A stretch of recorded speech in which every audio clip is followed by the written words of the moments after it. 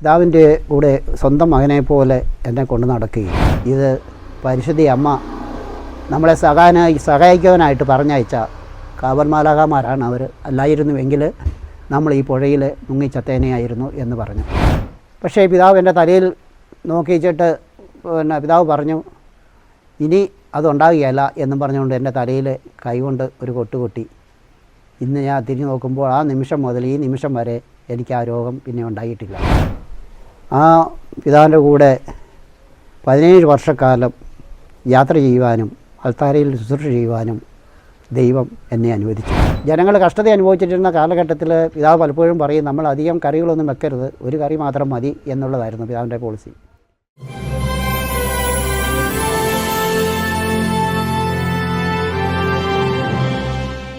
എൻ്റെ പേര് അപ്പച്ചൻ എന്നാണ് കേട്ടോ.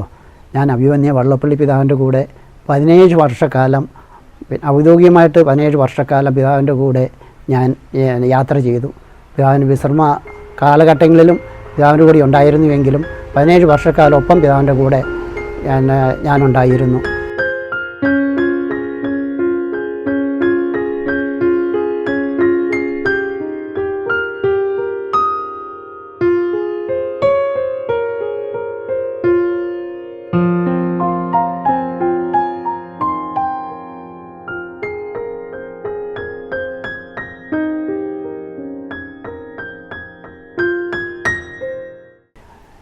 ഈ ഏപ്രിൽ മാസം 4-ാം തീയതി അഭിമന്യ വള്ളപ്പള്ളി പിതാവ് നമ്മിൽ നിന്ന് വേർപെട്ടിട്ട് 18 വർഷം പൂർത്തിയാകുന്ന ഈ അവസരത്തിൽ പിതാവിനെക്കുറിച്ച് ഒത്തിരി കാര്യങ്ങൾ മനസ്സിലൂടെ കടന്നു വരികയാണ്. 1973 സെപ്റ്റംബർ മാസം 3-ാം തീയതി ഞാനൊരു കൊച്ചു ചെറുക്കനായിട്ട് അരമനയിലേക്ക് 14 വയസ്സിൽ കടന്നു വന്ന ഒരു വ്യക്തിയാണ് ഞാൻ. അന്ന് മുതലുള്ള എൻ്റെ ജീവിതത്തിൽ വള്ളപ്പള്ളി പിതാവിനെക്കുറിച്ചുള്ള ഓർമ്മകൾ എൻ്റെ മനസ്സിലൂടെ കടന്നു വരികയാണ്.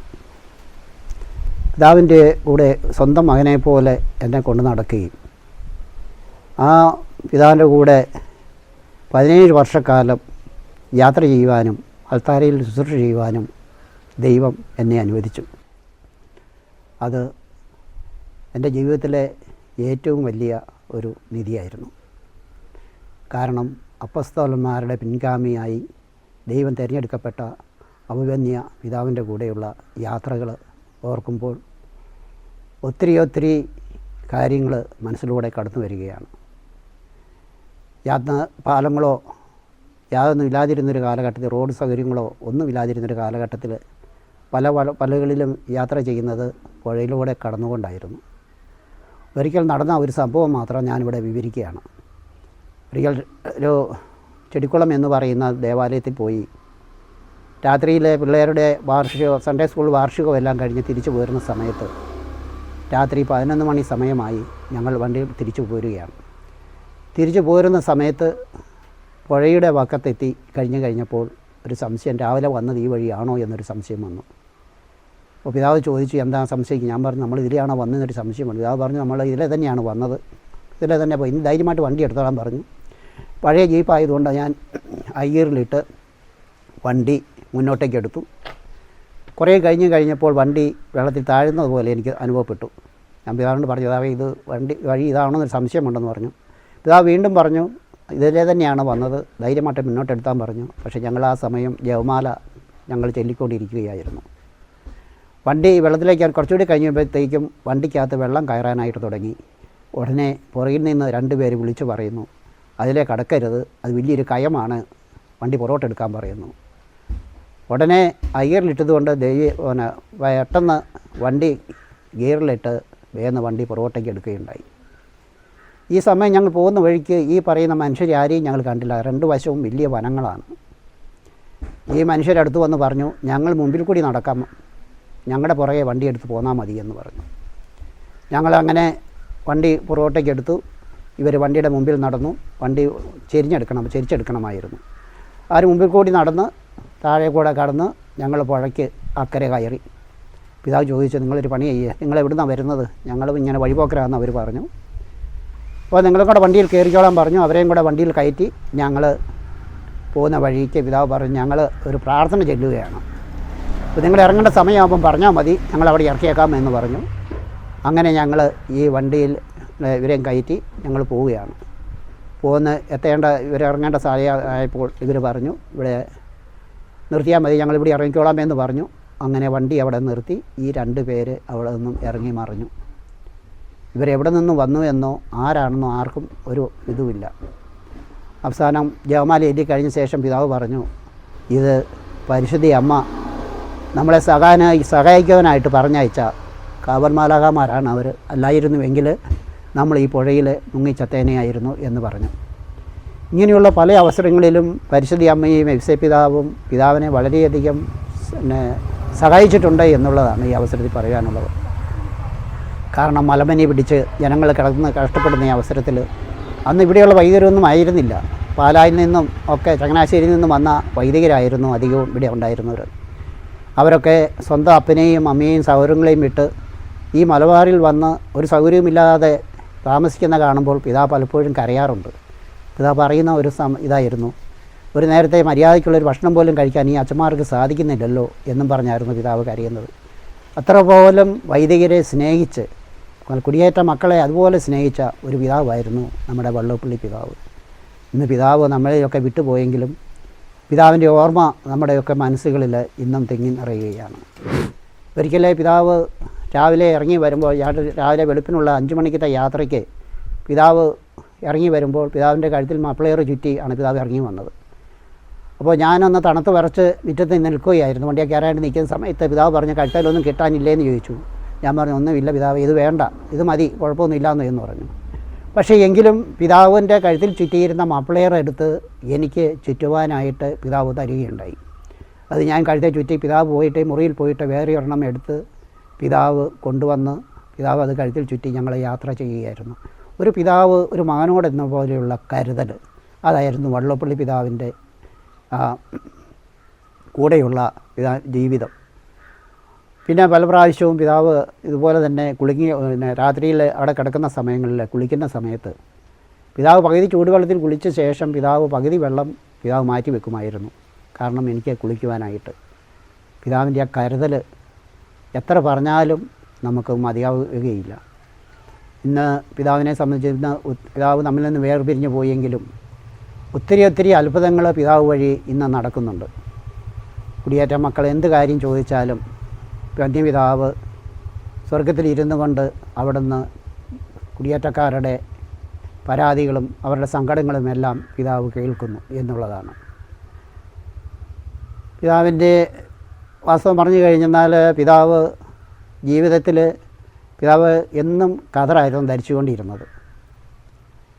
പിതാവിൻ്റെ ആ വസ്ത്രം പിതാവ് തന്നെ പലപ്പോഴും അലക്കുകയും 3-4 പ്രാവശ്യം പിതാവ് തന്നെയാണ് അലക്കുക. അതിന് ശേഷമാണ് അലക്കുകാരുടെ അലക്കാനായിട്ട് പിതാവ് കൊടുക്കുക. കാരണം സാമ്പത്തികമായിട്ടൊക്കെ അന്ന് ബുദ്ധിമുട്ടുള്ള ഒരു കാലമായിരുന്നു. കാരണം രൂപതയ്ക്ക് പൈസയില്ല, ഒരു തരത്തിലുമുള്ള മറ്റ് കാര്യങ്ങൾക്ക് ഉപയോഗിക്കാനൊന്നും പണമില്ലാതെ പിതാവ് വളരെയധികം കഷ്ടപ്പെട്ടിരുന്ന ഒരു കാലഘട്ടമായിരുന്നു. അതിനിടയ്ക്ക് കുടിയേറ്റ മക്കൾ പല പരാതികളുമൊക്കെ ആയിട്ട് അവരുടെ വേദനകളും ഒക്കെ പിതാവ് കേൾക്കുമ്പോൾ പിതാവ് എല്ലാം ഔസേപ്പിതാവിൻ്റെ മുമ്പിൽ പോയി പിതാവ് സമർപ്പിക്കുമായിരുന്നു. ഔസേപ്പിതാവിനെയാണ് പിതാവ് അവസാനം എല്ലാത്തിനും പിതാവ് കൂട്ടുപിടിക്കുക. ആ ഔസേപ്പിതാവിനോട് പ്രാർത്ഥിച്ചു കഴിഞ്ഞാൽ പിതാവിനെ എല്ലാം കിട്ടി എന്നുള്ളതായിരുന്നു.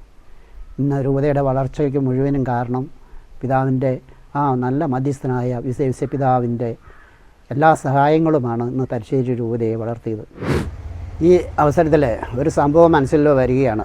ഞാൻ 1973 അരമനയിൽ വരുന്ന അവസരത്തിൽ പിതാവ് എന്നെ അരമനയുടെ പുറകുവശത്തു കൂടെ കൂട്ടിക്കൊണ്ട് പോയിട്ട് പിതാവ് പല ചോദ്യങ്ങളും എന്നോട് ചോദിക്കുകയുണ്ടായി.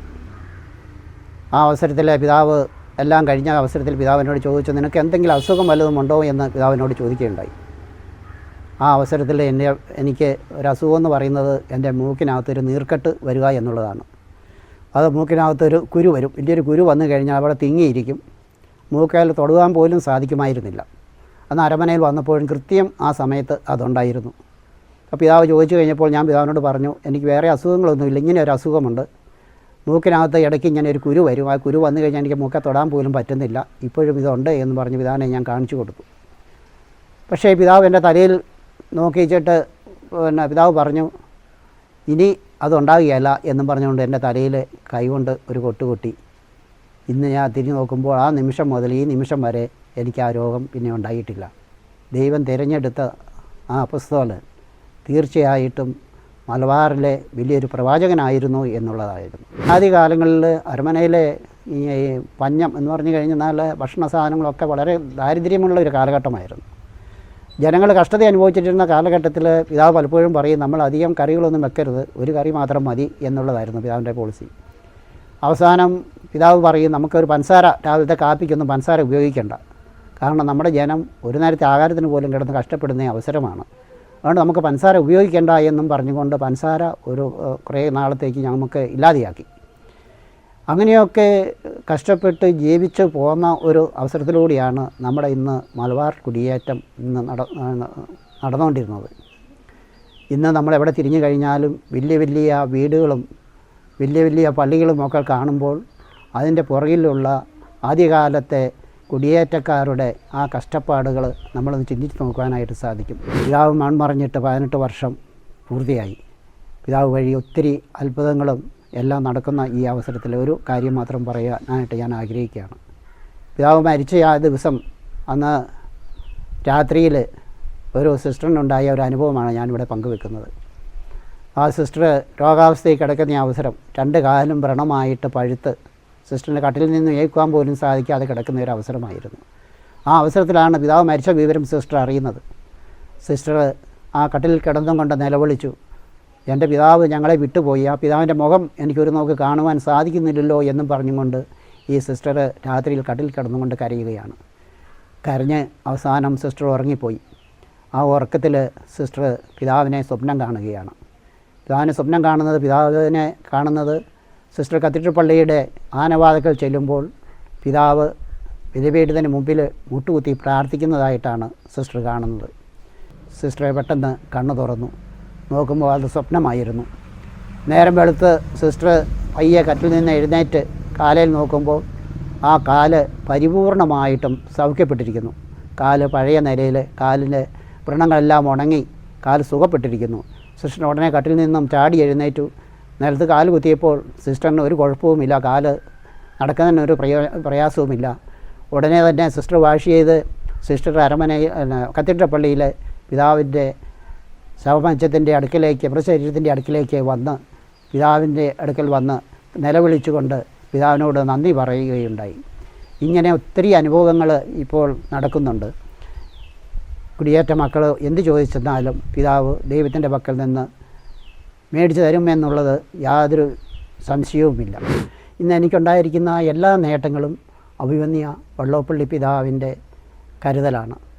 ഞാൻ പ്രായമാകുന്നതിനനുസരിച്ച് 26-ാമത്തെ വയസ്സിൽ പിതാവ് തന്നെ ഇങ്ങോട്ടേക്ക് പറഞ്ഞു, നിനക്ക് പ്രായമായി ഒരു വിവാഹമൊക്കെ കഴിക്കണ്ടേ എന്ന് ചോദിച്ചു. പിതാവ് തന്നെ വിവാഹം കഴിക്കാനായിട്ടുള്ള ഏർപ്പാടുകൾ പിതാവ് തന്നെ നടത്തുകയുണ്ടായി.